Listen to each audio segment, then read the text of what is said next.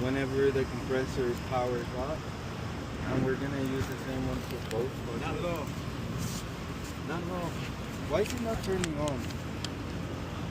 The 5-minute delay, or did I put it in the wrong spot? I put it in the right spot. No, leave it there. Yeah, the jumper's right? There. There it goes.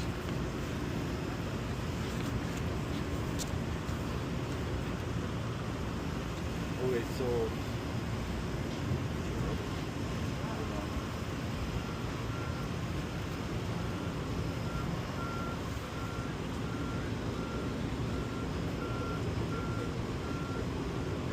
oh yeah, we fucked up. How'd we fuck up? Hold on, what is it asking for again? Asking for the compressor, LRA actual, and the FLA actual. I need the other one. Huh?